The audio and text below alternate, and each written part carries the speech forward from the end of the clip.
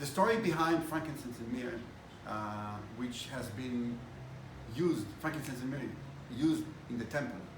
It's one of the 11 ingredients for the holy blend, what we call it.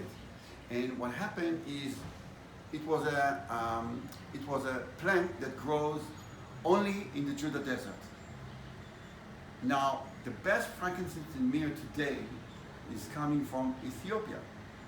Now, the question is, how come this plant that has been used in our temple, and it was grown only in the Judah desert, is coming to them from Ethiopia? And the story goes back about 3,000 years ago, when King Solomon, he liked Queen of Sheba very much, and he gave her a present. Now, if you go to the history and you see Sheba of the other days is Ethiopia of today. The story said that she got it as a present, and what happened, she planted it over there. And the population here in Israel, unfortunately, they destroyed all the frankincense and myrrh we had in the Judah desert. But the frankincense and myrrh that comes today from Ethiopia is basically a present that King Solomon gave to Queen of Sheba those times. The woman who made fortune of these essential oils by selling it to the Greek people, and she made fortune of this one.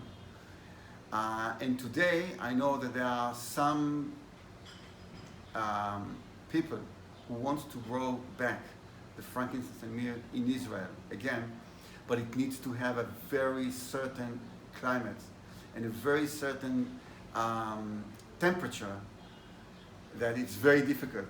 And probably the best place for the frankincense and myrrh is the Judah desert, which that's how it grows in that time. So, tell us about this. What is this? Oud? Iran? Oud. Oud. Oh, now that's a personal story. Which there is a tree in the Persian Gulf, which called oud. Now, most of the people know the oud by the music instrument. The Arabs are playing the oud, but before it was an instrument, it was a tree that called oud.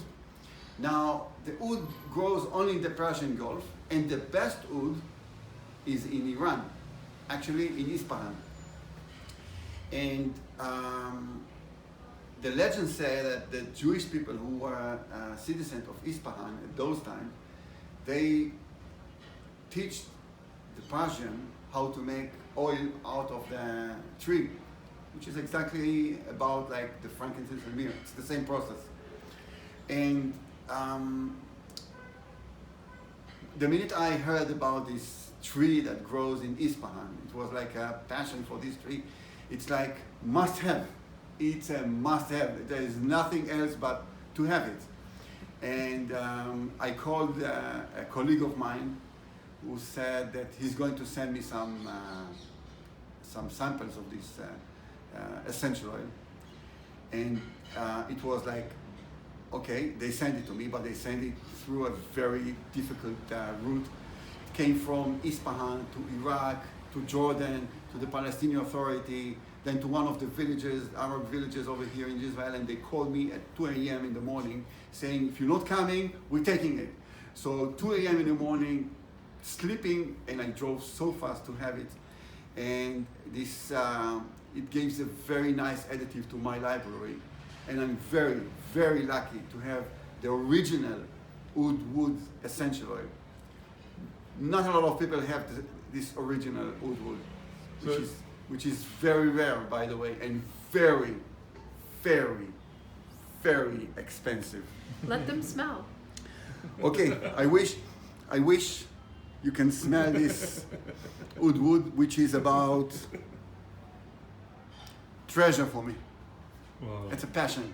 Now you also mentioned a library. Can you show us your library? Yeah, you can come here to my library. Some people are holding books. Some people holding stamps. I'm holding essential oil. Now, each bottle here has only one essential oil inside. They are very concentrated and considered to be the highest quality can be today. I wish everybody could smell just a part of it. For example, this jasmine that made in Israel is the jasmine that grows in the south of Israel. Actually, it's the desert. And it's so concentrated that I wish everybody can smell it. Just to see the color of it, which is golden. Which is gold. It's actually gold. Well, people can smell it if they come on the Biblical Herbs Tour. Pretty nice. Right? Will you show us something that people would typically think you can't get an essential oil in this? Well, there are essential oils. They are very difficult to make. So the entire world has a very limited quantity, and everybody needs to share it. For example, let's see, that's the clove. Wait a second, I do have something like this.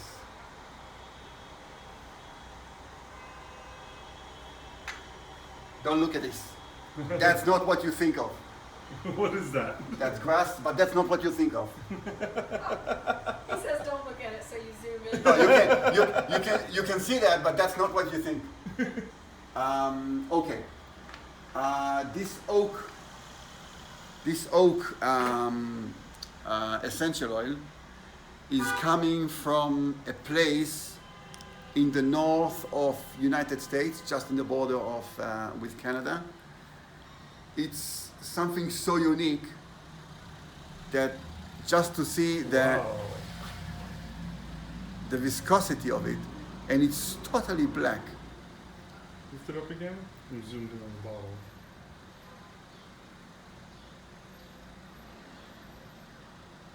The viscosity is very unique. The smell is totally different from anything else people know. There's a few I don't see here. Usually, violet. Violet? Is Oh. something I don't usually see. Okay, this violet is something that comes from the Far East. It's defined.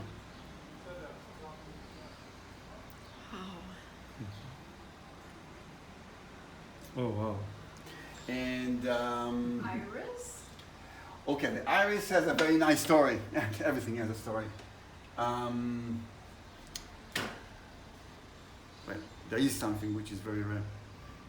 The iris is coming from Europe, and it's 100% development. Very unique. Sorry? Unique. Very unique. Very unique. It's not the essential oil is not something that people actually see in the regular life. It's something which is very concentrated. It's very difficult to take essential oil out of it.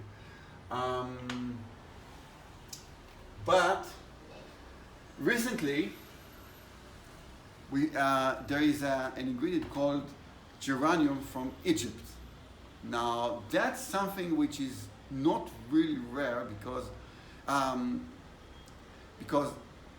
in Egypt there's not a lot of rain, and geranium needs a lot of rain. But the geranium over there is so good. By the way, the geranium, the regular geranium and the Egyptian geranium has the same name, but totally different smells. So that's life. That's green life. Oh, wow. I don't usually like geranium. This is completely different than... Completely different. Oh, I like it. Ooh, that's really nice.